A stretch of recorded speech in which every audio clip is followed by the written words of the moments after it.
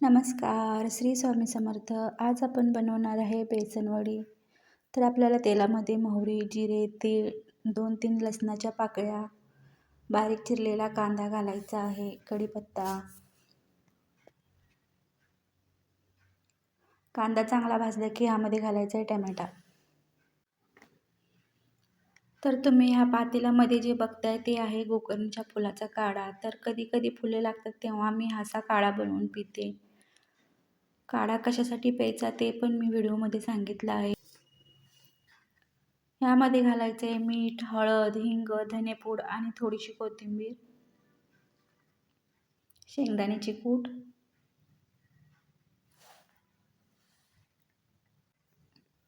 इथे मी हिरवी मिरची, लसूण मिक्सरला बारीक करून घेतला आहे. तर हिरवी मिरची किंवा लाल तिखट घालून सुद्धा अशा वड्या बनवल्या जातात.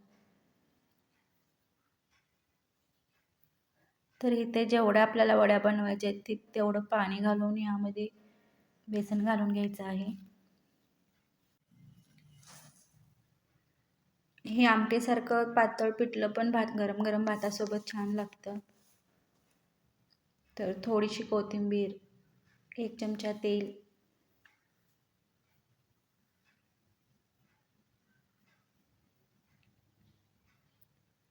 एक 2 मिनिटासाठी झाकून ठेवायचं आहे.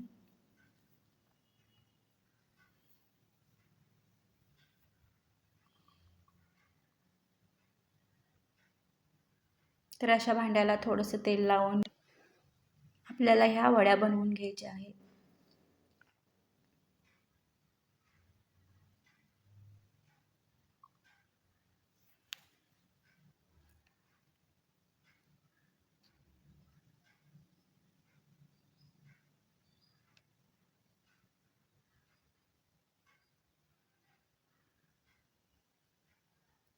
ह्यावरती टाकायचं आहे शेंगदाण्याची चटणी, थोडासा मसाला आणि थोडीशी शेंगदाण्याची चटणी,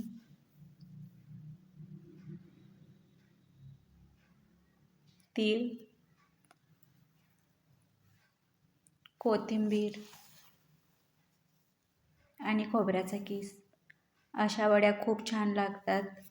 माझ्या मुलाला अशा वड्या खूप आवडतात, तर मी नेहमी बनवते. तुम्हाला कशा वाटल्या नक्की सांगा आणि नक्की करून बघा.